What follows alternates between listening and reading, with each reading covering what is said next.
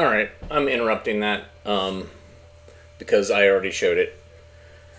Oh boy, I'm back. Thanks everybody for having me. We're back at the archive, and so my father was in the hospital. Has been in the hospital for 2 weeks. Had surgery on Wednesday. It went well, and the prognosis is good that he gets to go home this weekend. So that's why I'm back. But being in a hospital for 2.5 days in Charlotte is no fun. It kind of drains you, even if you're not sick. But thanks everybody for the well wishers, and happy to be here because this is what we like to do. We like to be live, and we like to show you stuff live whenever we can. And sometimes we can't, and there will certainly be times during this summer that I'm going to be out of town, and I won't be able to do stuff live, but I hope that's okay. So while we're ready, I have a scanner behind me, and I have a film that I just got from the Chicago Film Society. They are slowly trying to make room and get rid of things that they're not interested in, and they always ask me, like, hey, do you want this? So I picked out some films based on what I had or didn't have, and this one is beautiful. This is Eskimos, Winter in Western Alaska. And I believe that Eskimo is an outdated term. So let's see if they actually talk about what tribe we're looking at. Enjoy.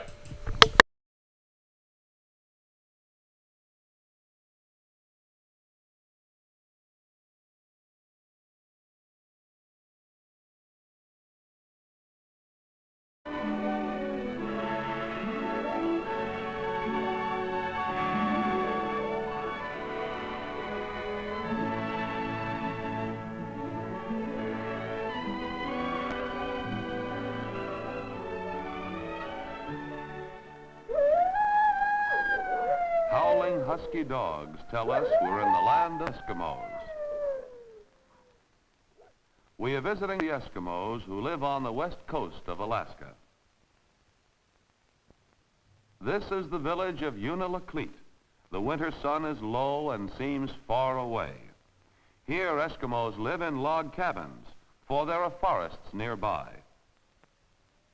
Inside one of these homes, Achabuk and his family are asleep on the floor. Their bed is of reindeer skins and blankets. Their pillow is a log. It is morning and time for Achabuk to be getting up. He is wearing a spotted reindeer skin parkie. Father's first job is to start a fire with these shavings. The stove was given to him long ago by men who came to Alaska looking for gold. Outside it is very cold, but the room will heat up quickly. Now Achabuk goes quietly out through the doorway without waking the children. Can you see what he's bringing back? A piece of hard-packed snow to be melted in a kettle for breakfast tea.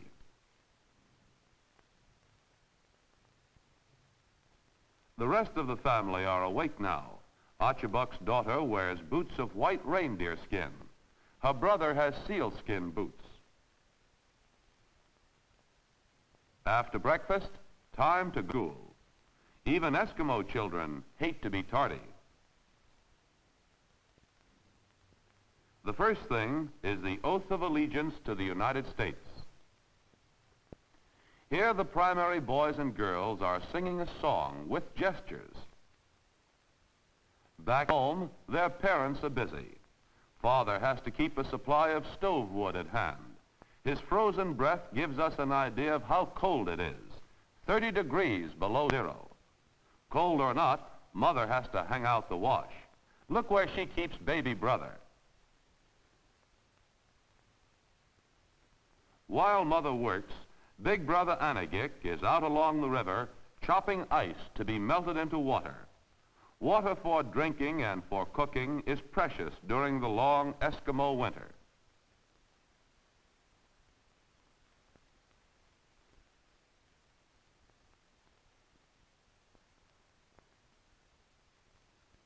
Anagik has brought his sled with him and his dogs will pull the load of ice back to the village.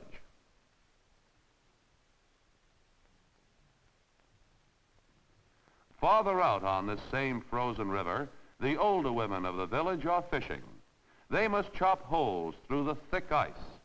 This is Kyrock with a long-handled ice pick. It cuts out a fishing hole in a short time. To get out the chopped ice, Kyrock uses a frying pan from her kitchen. She finds good use for those mittens she knitted last summer.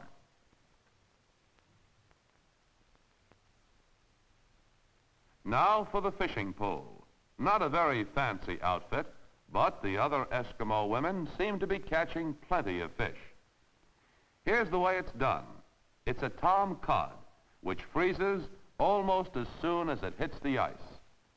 An average Eskimo family uses thousands of fish like this during a winter. Enough for today, so Kyrock puts the fish into a woven grass bag. Back in the village, Naluk is packing his sled for a trapping expedition. Next, he harnesses his lead dog.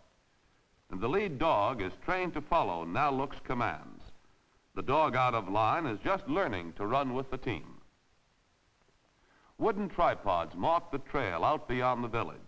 These markers help keep from getting lost if a storm comes up.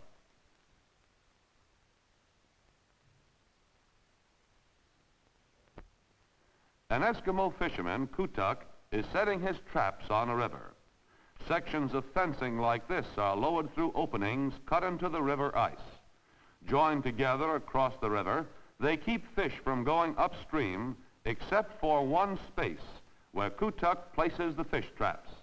These traps, made of chicken wire, are open at one end. With the river entirely blocked off, the only place for any fish to go is into Kutuk's traps. At least, that's what he hopes. We'll see whether or not he was right when we return to the traps with him a week later. Was Kutuk right? He certainly was. Here are about 150 pounds of fish. Even in winter, you'll catch plenty of fish if you know how to catch them.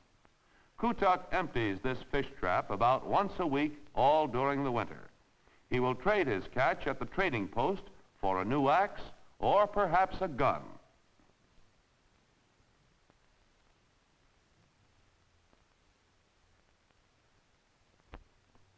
Kutuk is 76 years old, but this hard work seems to agree with him. Back in the village, this giant seal skin, stretched to dry in the sun, tells us it is spring and time to hunt seals. Archibald, who is the best hunter in the village, is going to take us on a hunt.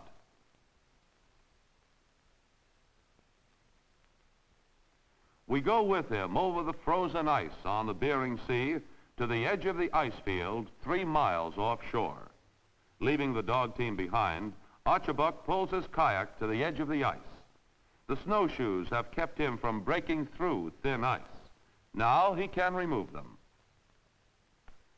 He makes sure the ice at the edge is solid. The top of the kayak is light-colored. Archibald wears a white parkie and hopes the seals will mistake him and the kayak for a piece of floating ice. The kayak is very light, being made of giant seal skins stretched over a wooden frame. Getting into the kayak without tipping it is quite a trick. Archibald does it by grasping the wooden shaft of his ice pick with one hand, at the same time holding the rim of the kayak opening to make it steady. Ivory pegs on the side of the kayak hold his harpoon and ice pick.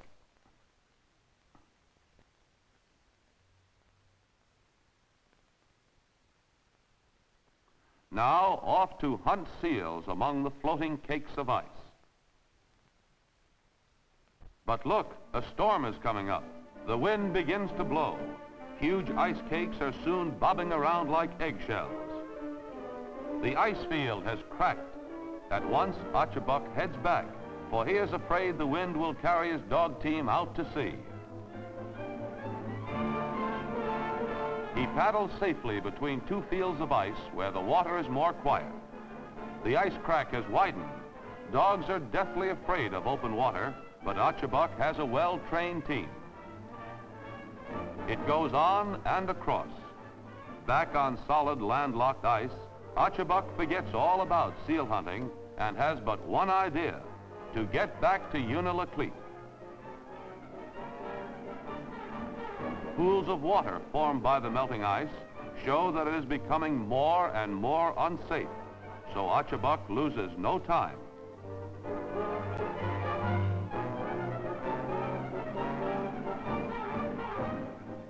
By late afternoon, he is back safely in Unalakleet. Achabuck and his family sit down to eat. This is raw fish, which has been frozen and thawed. Notice the table, just a few inches off the floor. He serves his children, and when everyone else is enjoying the food, he helps himself to some fish.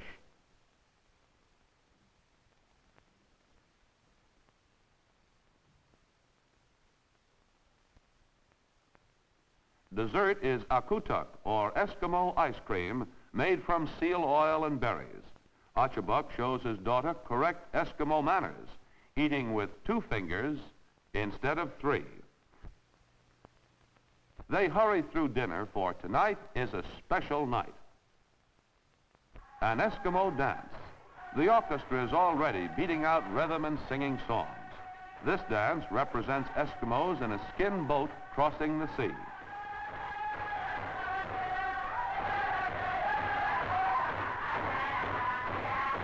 The dancing goes on and on, for just like most of us, our friends in Eskimo land like to have fun when their day's work is done.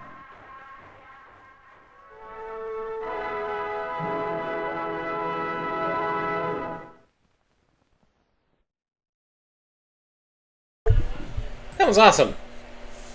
And beautiful color. Beautiful contrasty Kodachrome color. Yeah, pretty great. All right, let's slingshot ourselves to the 80s. I think that's when this film was made. Cornet, animated. Map skills, understanding latitude. Enjoy.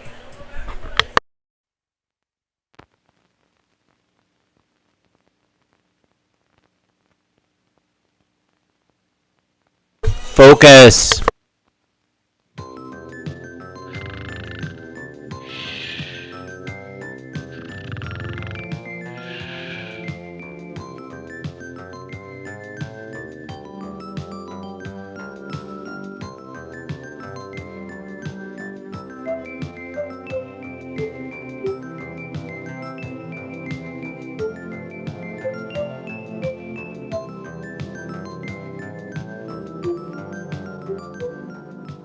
There she is, daredevil pilot Natalie Haymaker, ready to try for a new world's record.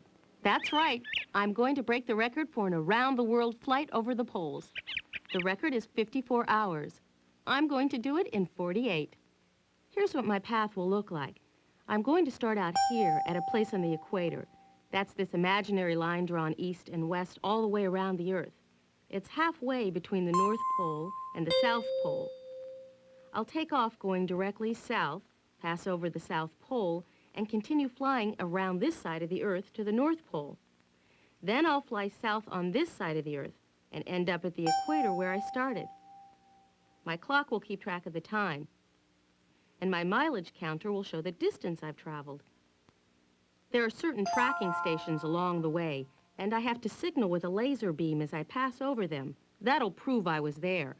My navigator knows where they are. I can see that you're ready to take off now, except for your navigator, who just needs to wake up. But wait, your navigator's not on board. What? He's not on the airplane? But I need him. He has the places marked on his map where the stations are. Could I help? Can you navigate? Well, I can help you navigate. I don't have a map, but here are the locations of the tracking stations. Station 1, 45 degrees south latitude. Station 2, 90 degrees south latitude. Station 3, 30 degrees north latitude. Station 4, 90 degrees north latitude. Station 5, 45 degrees north latitude. This doesn't tell me anything that helps. I know what north and south mean, but what do they mean here? They tell you whether the stations are north or south of the equator. Oh, so 3 of them are north of the equator, and 2 of them are south of the equator. That's right. And what's this? Latitude. Latitude tells you how far north or south of the equator the places are. But those measurements are in degrees. How can degrees tell me how far something is? Whenever you measure anything, you need units to measure with. If you're measuring distances from the equator, you're really measuring on a circle, on your flight path, for instance. And to measure on a circle, you divide it into equal units, 360 of them. Each unit is called a degree, in this case, a degree of latitude. So degrees of latitude are the units used to measure distances north and south of the equator. That's right. To make it simple, we'll just mark some of these degrees. Let's bring the Earth back on again. Now, if we let the Earth spin on its axis and mark the paths formed as the Earth passes under each of these points, we'll make these lines. All points on each line are at the same latitude. This line is the equator. Every point on it is at 0 degrees. All points on this line are at 15 degrees latitude north of the equator, or 15 degrees north latitude. Every place on this line is at 30 degrees north latitude, and so on. The North Pole is at 90 degrees north latitude. Does it work the same way south of the equator? Are all points on this line at 15 degrees south latitude, and every point on this line at 30 degrees south latitude, and so on? And is the South Pole at 90 degrees south latitude? Exactly right. These are all latitude lines, or parallels of latitude. They're called that because from this point of view, the lines look straight and parallel. But if you could see them from above the North Pole, you'd see that they're really circles. You use them to find out how far from the equator you are, north or south. Just remember that all points on any parallel of latitude are the same distance from the equator. This says the first station is at 45 degrees south latitude.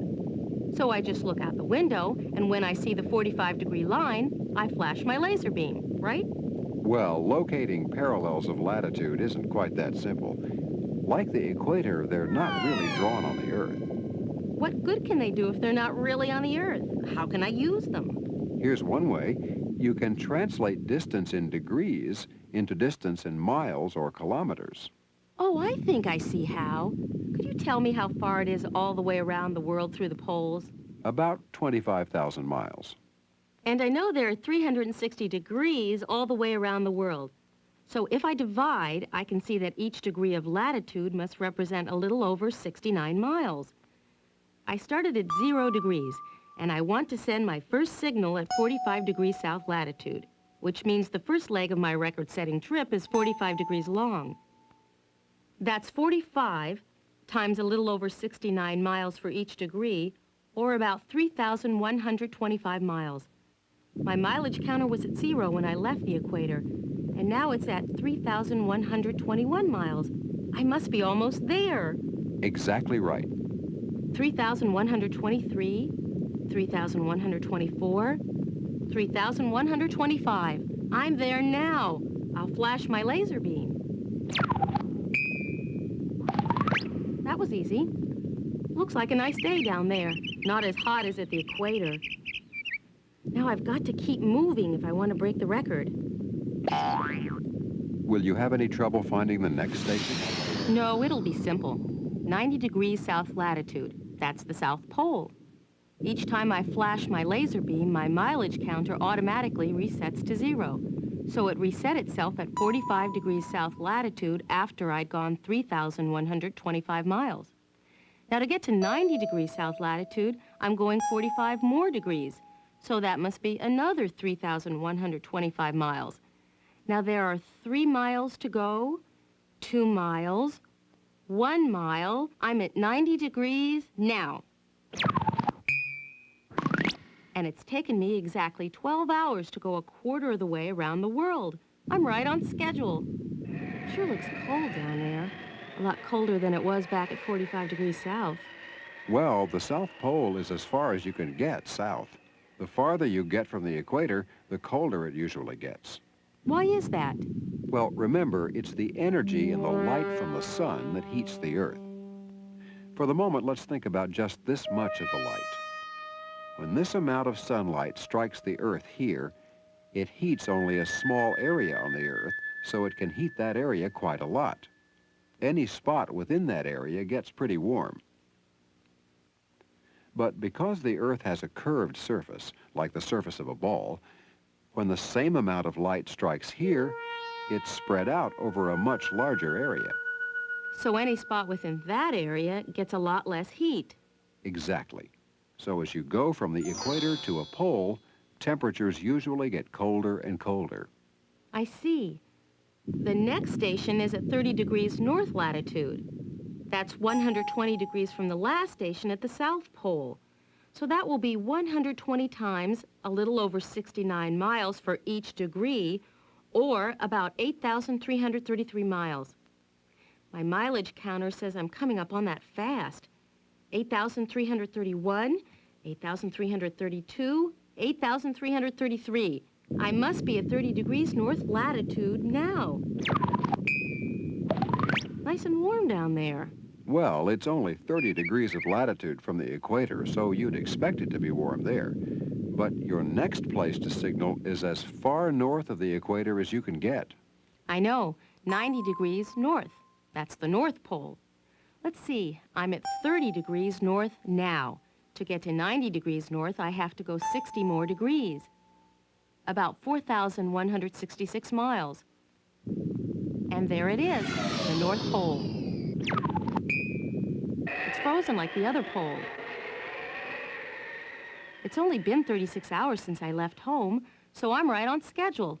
At this rate, I'll break the record by 9 hours. You've only got one more tracking station to signal before you head back to the equator. It's at 45 degrees north latitude. That's 45 degrees south of the pole, only 3,125 miles. I'm almost there. And now I've only been gone 42 hours. I'm there now. Oh no, my wings are icing up. I'm losing altitude. I'll have to land and turn on my de-icer.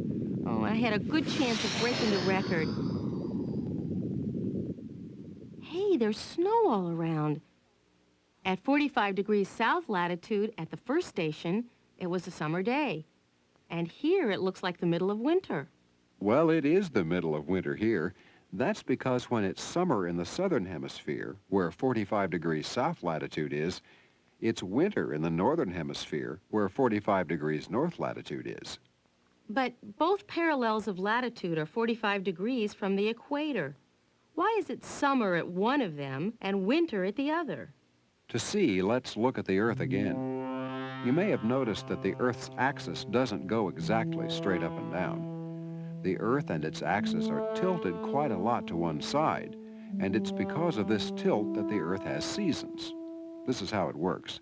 As you probably know, the Earth revolves around the sun once a year.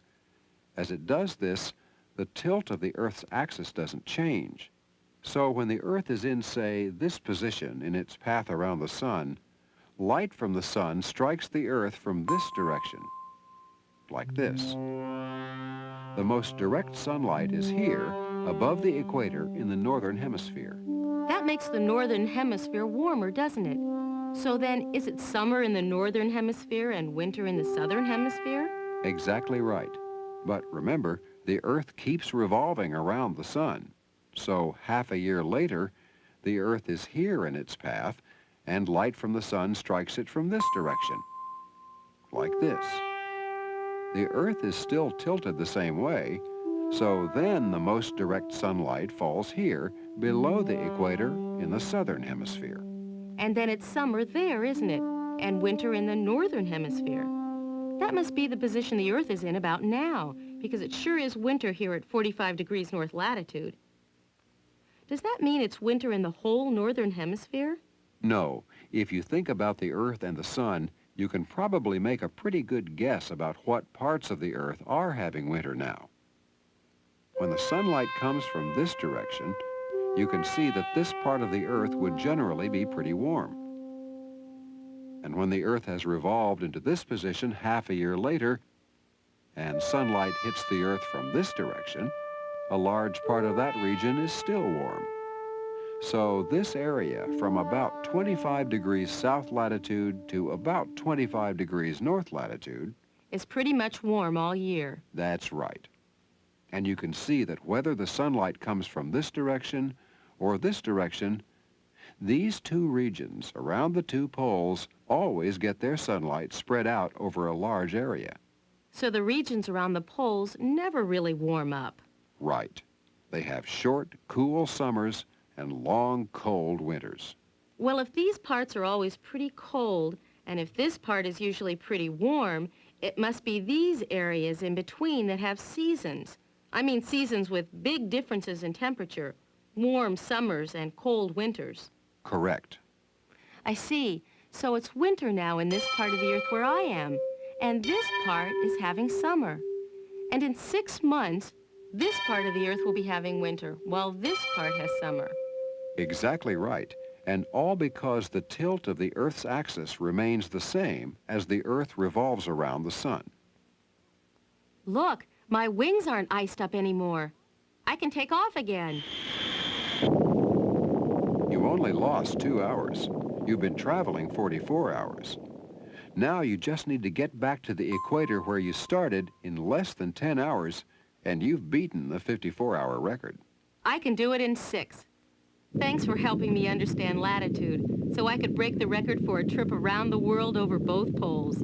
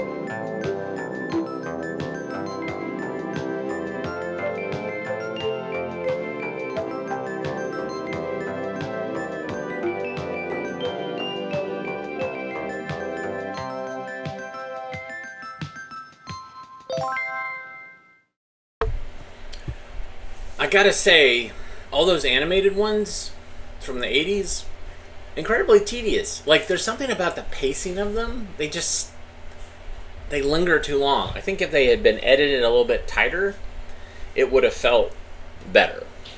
And I think some of it's not just that they're trying to let concepts kind of seek in, but there's just long shots.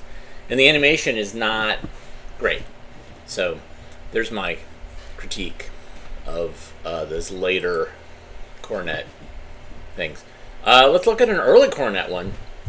And I didn't realize I had a copy of this, and I didn't realize I had it in beautiful color because it was in a different can. This was a film about probability, and I was like, oh, yeah. I used it as a test because I was like, probability is not gonna be interesting.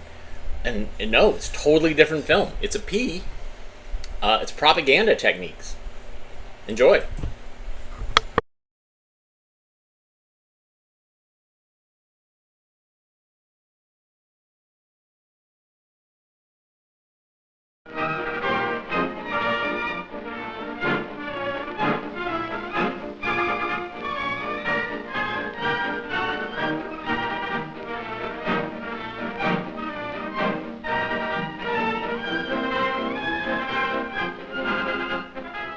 Was it really a victory for good government, Mr. Brown? Or was it a victory for propaganda? That's quite a question, Chuck. Why do you ask it? Well, we've been studying citizenship in school. In a few years, I'll start voting. I've been following the campaign. So much was said on both sides. I'm confused. How can you know what to believe when there's so much propaganda? Perhaps I can help you, Chuck. I think the election was a victory for good government. It might also be called a victory for propaganda. But that would have been equally true if our opponent had won. But that's what I mean. Everybody uses propaganda. Oh, no, not everybody, Chuck. But propaganda is an important force in our society today. That's why, besides using propaganda, I've been studying it for some years. Propaganda made this picture. Propaganda skillfully employed to turn millions of men to a cruel hatred of their fellow men. On the other hand, propaganda often persuades us to help our fellow men. The products of our factories are also known around the world through propaganda in the form of advertising and salesmanship. The study of history reveals a great deal of propaganda that has been used to fight wars and win wars. Propaganda can also be used for peace. So you see, Chuck, propaganda is important. Well worth any time you give studying it. I see that. But how can you study it? Well, you can begin by investigating the techniques of propaganda. Here, I've listed some of the main ones. Glittering generalities, transfer, name-calling, card stacking, testimonial, plain folks, and bandwagon. You'll find these techniques used in many places, in many ways, for many different purposes. Your job is to recognize them when you see them. My first job is to understand what they mean.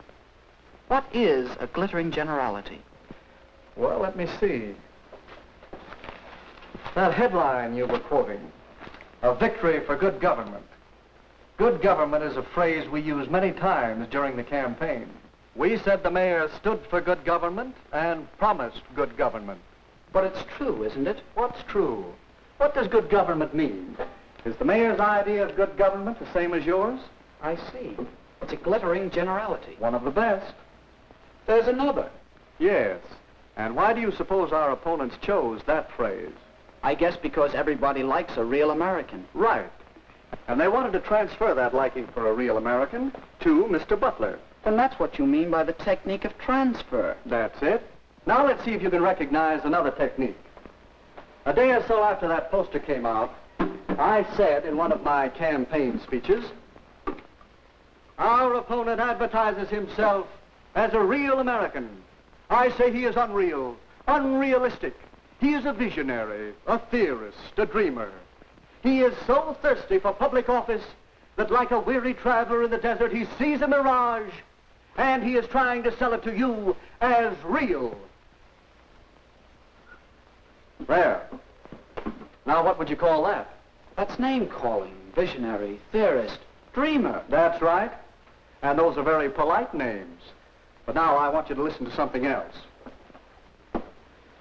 For my collection of propaganda materials, I've made a special record of part of one of Mr. Butler's radio speeches. Mayor Cooper asks that he be judged by his performance in office. Very well. Let's ask him who was mayor when the municipal waterworks fell into such a state of disrepair that the whole town was without water for 2 days. Let's ask him. But no, let's not. It might embarrass him. You recognize the technique? No, I don't. It's a tricky one. Is it true about the waterworks? Partly true. That's what we call card stacking. Cooper was mayor when the pumping station broke down, but it was the men in office before him who allowed it to get into such a rundown condition, and it finally gave way before he could get anything done. I see. And card stacking is choosing some facts and leaving out others, and arranging them to suit your purpose. That's the idea. Now, did you see our little campaign movie? Yes, a couple of times. Well, let's look at it again as an example of propaganda techniques. It was a testimonial, wasn't it? Yes, we used other techniques, too. See if you can spot them. Will you get the light, please? Sure.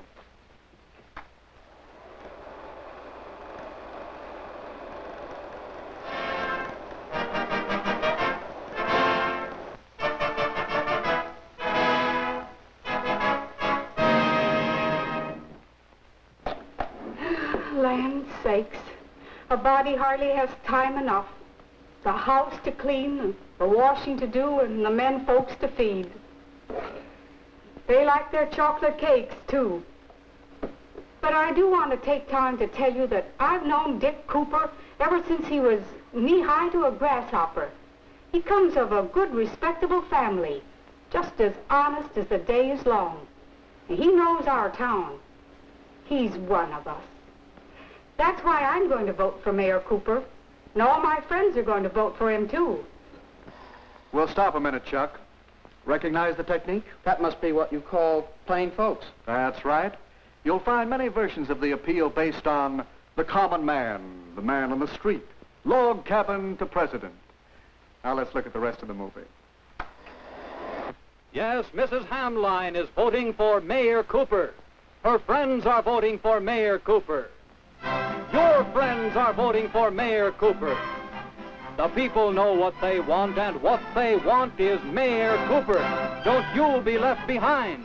Get on board the Victory Special. Vote for Mayor Cooper and ride with him to victory.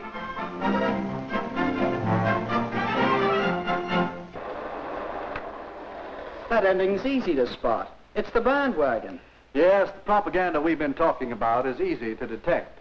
But a great deal of propaganda is much more hidden, much harder to detect. That's what's bothering me. Even in a small local election, there's so much propaganda. That poster, a real American. It uses a transferred device. Does that mean it isn't true? Not necessarily. Evaluating propaganda isn't that simple. Recognizing the technique is one step. Another step is to know the purpose. What is the purpose here? That's easy. To get people to vote for Butler. Yes, to persuade people that Butler is the better man, to move them to vote for him. In short, to sell Mr. Butler to the voters. You'll find that the purpose of most propaganda is to persuade people to believe something, to do something, or to buy something. All right. But it still doesn't answer my question. No. Your next step, and it's a big one, is to get the facts. Well, is he a real American? Howard Butler was born in this country. He obeys its laws. He's a good citizen. Yes, he is a real American. The same can be said for Richard Cooper. So ask yourself whether the facts support the purpose. Do they support the transfer of feeling from real American to Mr. Butler over Mr. Cooper? No, I guess not. Well, that's your fourth step. Weigh the facts against the purpose and the technique. I think I understand. To know whether propaganda is good or not, whether it's true or not, I should know the purpose, recognize the technique, get the facts, and judge the purpose and technique by the facts. But when you want the facts about live political battle, don't come to a campaign manager. I might do it at that. But I will also go and see your opposition. Well, that's all right.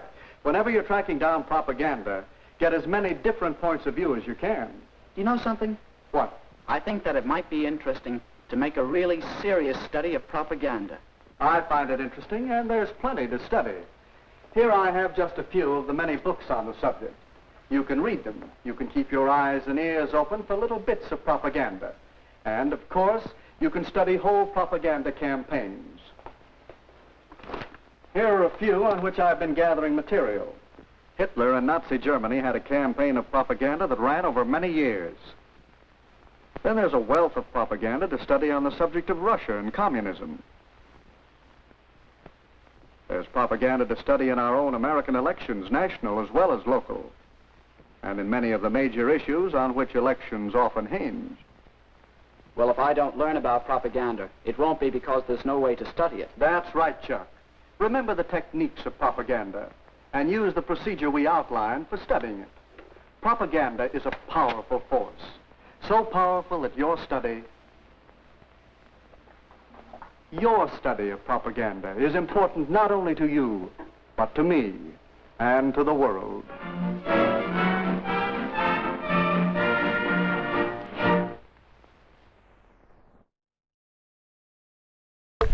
So everybody uses propaganda. I mean, and it's basically, he said, it's advertising. That's what it is. It's all advertising. I mean, you could just call it advertising techniques, because that's all those things that they listed. It's all related to advertising. So fascinating, beautiful color too. I love it, man.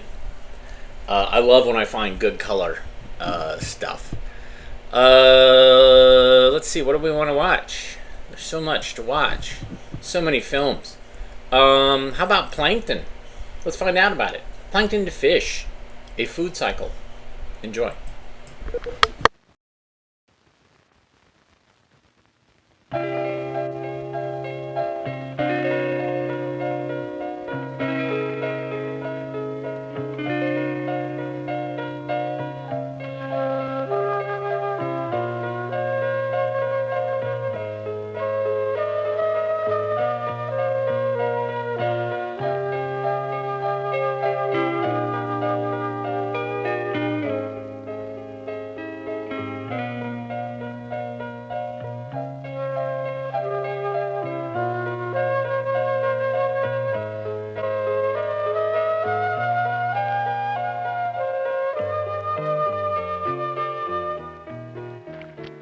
In the waters of the lake, there are many different kinds of living things, each kind depending on the others for survival. This isn't an ordinary fishing trip. The equipment is designed to catch the smallest of the living things in the lake, plants and animals of microscopic size. Our catch has been transferred to a beaker in the laboratory. We'll use these small plants and animals as part of a miniature community of living things. First, a closer look at what we've caught.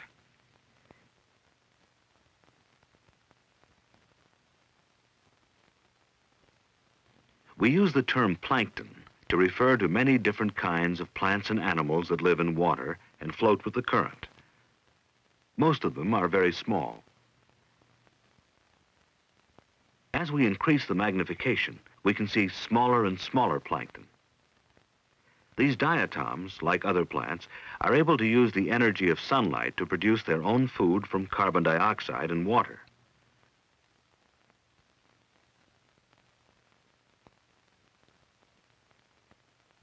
Plankton serve as food for larger animals, such as these water fleas.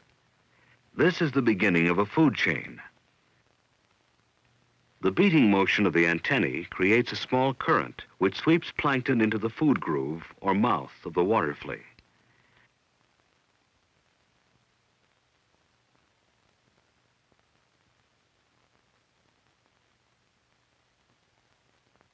To demonstrate something about the food chain, we're removing the food tube or digestive tract of a water flea. Here's the food tube and its contents. It takes a great deal of plankton to nourish a single water flea.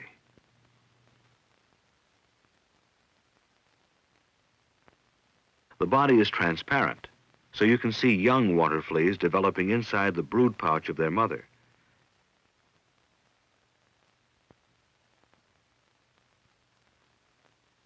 Water fleas produce a large number of offspring in a very short time. That means they can maintain their own population while also serving as a source of food for larger animals.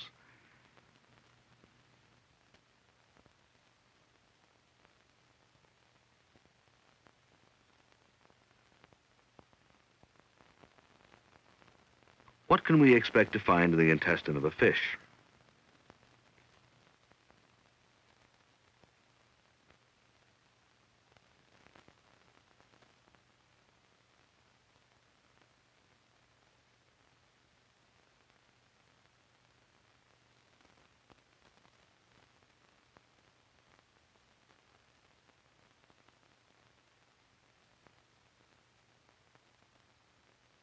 It takes a large number of water fleas to nourish a single fish.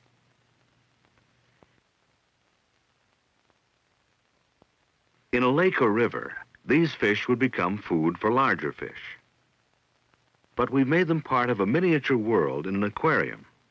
There are no larger animals, so these fish are at the top of our food chain.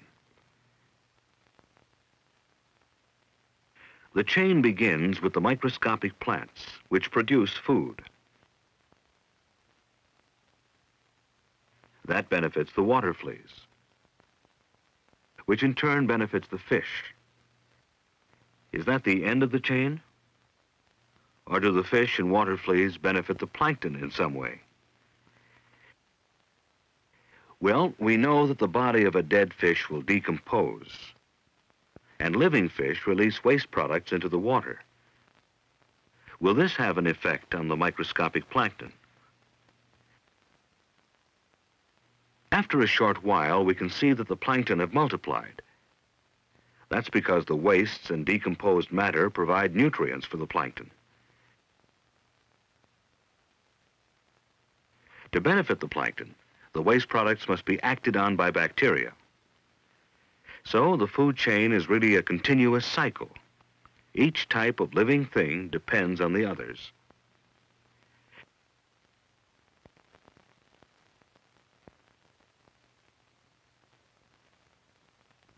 Now that we have a food cycle operating, let's try a few experiments. 3 tanks, each containing plankton, water fleas, and fish. A complete food cycle, along with the bacteria that help make the food cycle operate. And in each tank, the food cycle is balanced. There are just enough plankton to feed the water fleas, and just enough water fleas to feed the fish.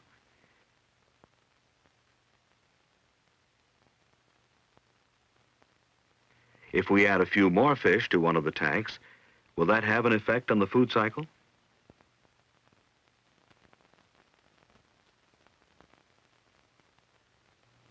There are more fish competing for the same food supply.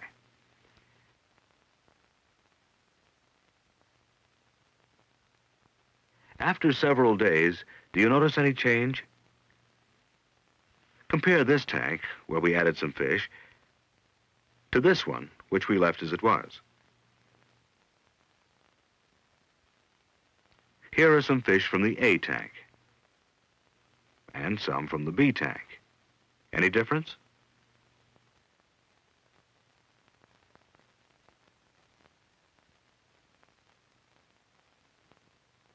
Growing thinner, and some of them dying. The population of fish is being reduced, and this will restore the balance between the number of fish and the available food supply. There are other ways in which a food cycle can be thrown out of balance. We'll use the B tank for a second experiment.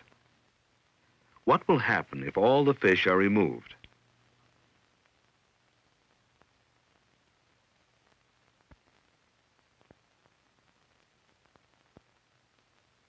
How will this change of balance affect the water fleas?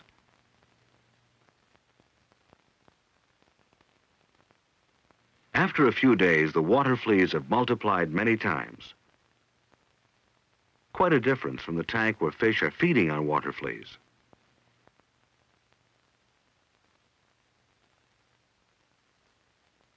Does that mean the water fleas here are better off?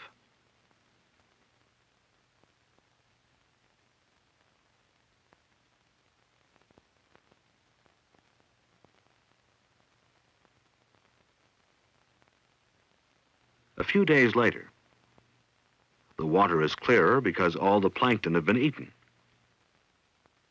and the water fleas are dead or dying.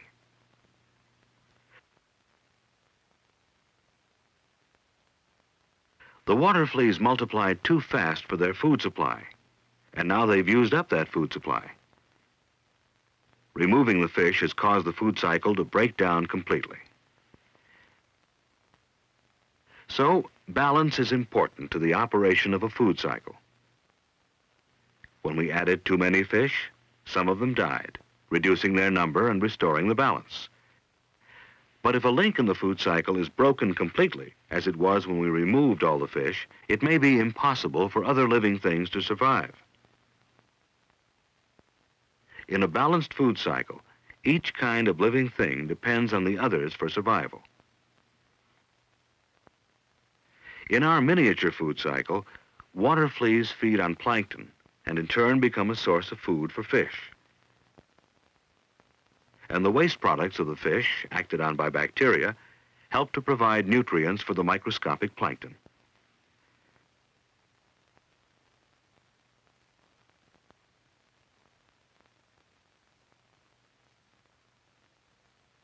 The food cycle we've seen is a simple one, involving only 3 kinds of living things.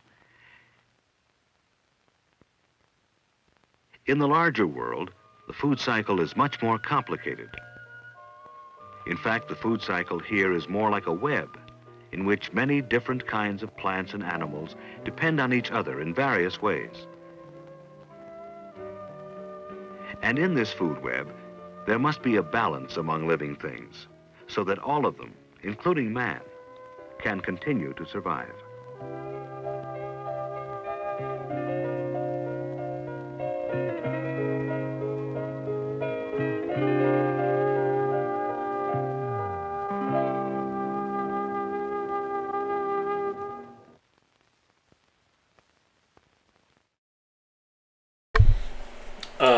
Yeah, I can't let you leave May without learning more about Plankton.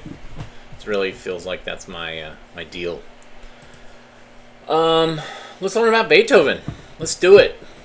Beethoven, another beautiful color cornet film. Enjoy.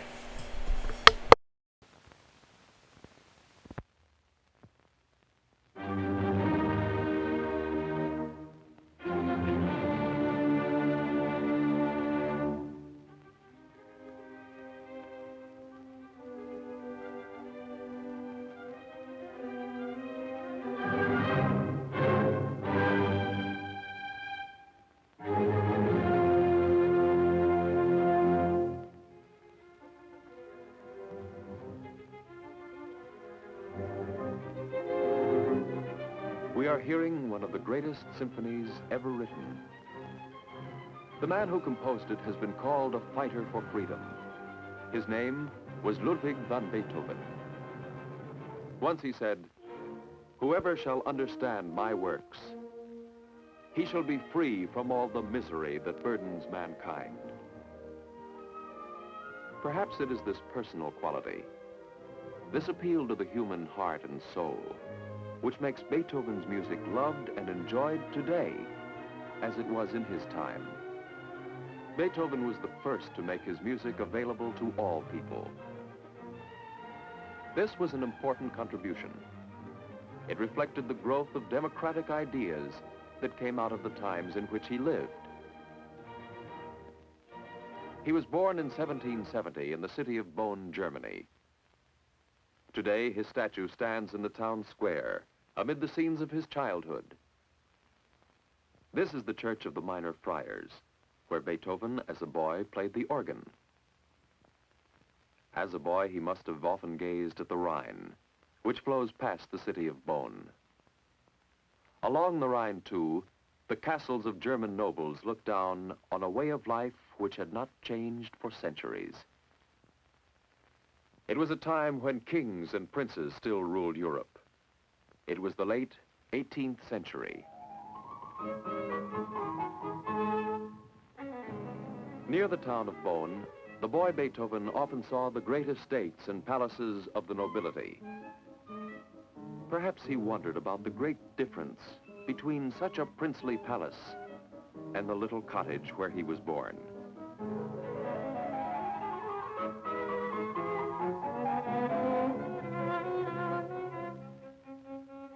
The little upper room where Beethoven was born is part of the plain, whitewashed garret. And yet the family owned a piano. Beethoven's father, a court singer, taught the boy to play. At 10, he was taking lessons on the violin. In later years, he was to write many compositions for violin and piano, including his sonatas. The one we are hearing is the Violin Sonata Number 2, one of his earliest. As a young man, he left Bonn to seek a better living in Vienna. There, he spent the rest of his life. Vienna was the home of great composers. Haydn, master of classic music. And Mozart, the great genius of the 18th century. Like Mozart's music, Beethoven's early works reflect the classic tradition of balance and design, music that is often compared to the form and balance of classic architecture. Like Mozart, too, Beethoven wrote much of his music for wealthy patrons. In the palace of his patron and friend, Prince Lobkowitz, Beethoven often performed. The music he played was chamber music, written for the drawing room. In Beethoven's time, this might have been a setting for a performance of the Archduke Trio, one of his chamber works.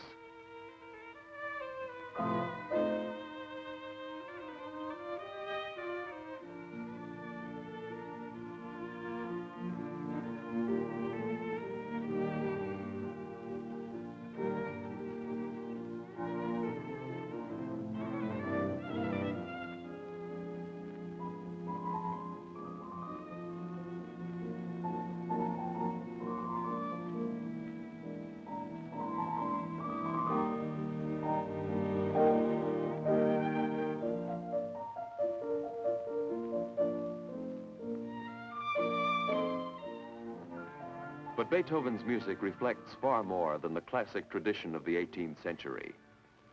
For this century was also a time of change.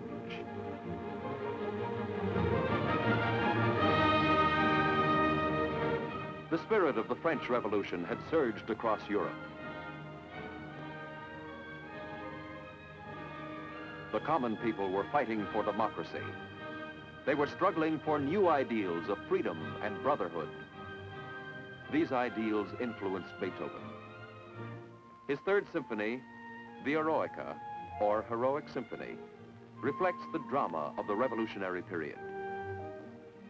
Beethoven dedicated this symphony to the great French hero, Napoleon Bonaparte, who rose to power out of the revolution.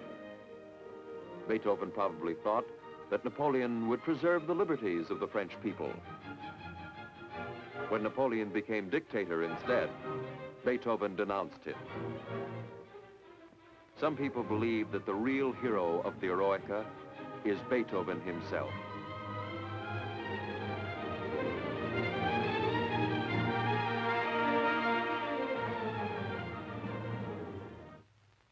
What kind of man created such dramatic music? He was a man of many moods. The letters he wrote to princes and commoners were sometimes strange mixtures of violence and tenderness. There are many stories told of his temper. He was a man who might, in an outburst of fury, hurl something at a servant. He was a man who, growing totally deaf at the height of his career, once confessed in despair, "I hear nothing, nothing."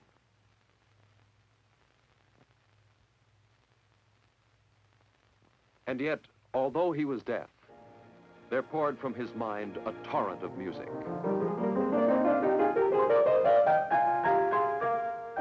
Like most composers of this period, Beethoven wrote many kinds of music.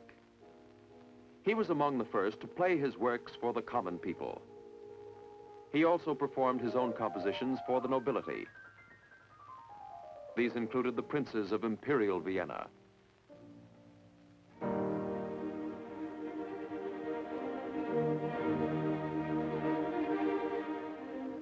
Here was music that caught the glory of the Austrian Empire. Here was music that reflected the struggles of people under the occupation troops of Napoleon.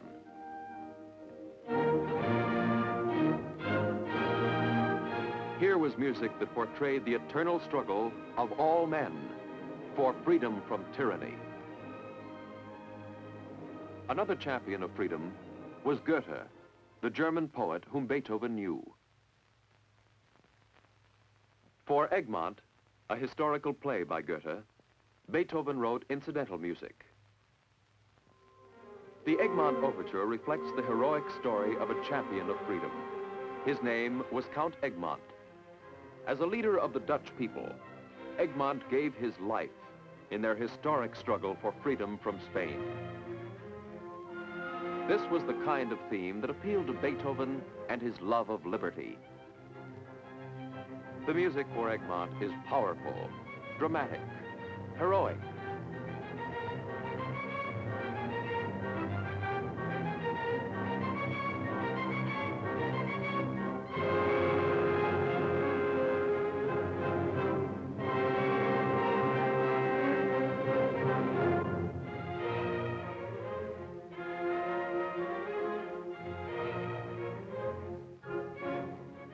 This is music that is quite different from the formal classic music of earlier times. Beethoven's personality is a part of this romantic music. You will ask me, he once said, where I get my ideas. That I cannot tell you with certainty. They come unsummoned. I could seize them with my hands in the open air, in the woods while walking, in the silence of the night, in the early morning. And these ideas that Beethoven seized, he set down in notes that combine the classic music of form and tradition and the romantic music of emotion and feeling.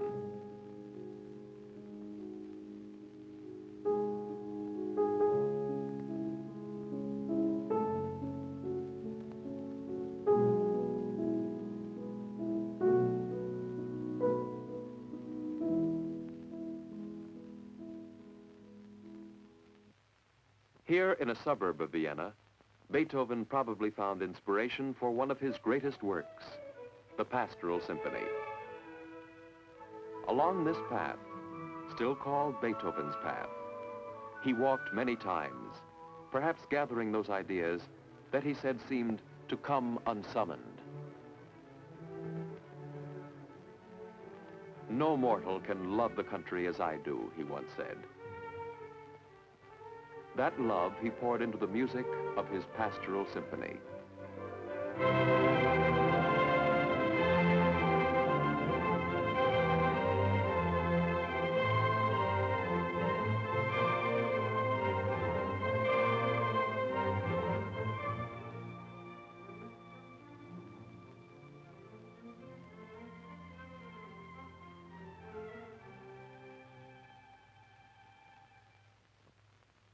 During his lifetime, Beethoven wrote 9 symphonies.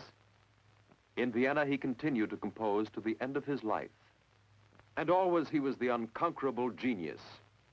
That genius gave to all people a world of music that they had never known. It is music which blended the traditions of classicism and the moving spirit of romanticism. I do not fear for my works, Beethoven said. And whoever shall understand them, he shall be free from all the misery that burdens mankind.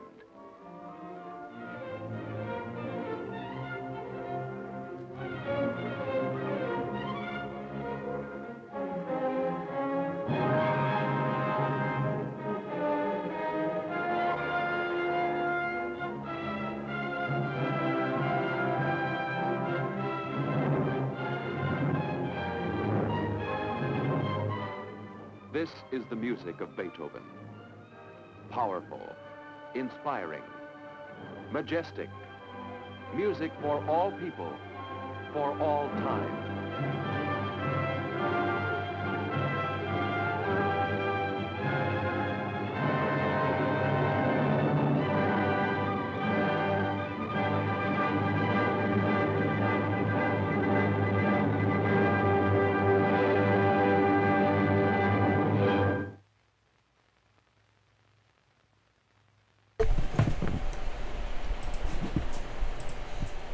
Oh, look, did you see that beautiful Eastman Kodachrome kind of color thing at the end?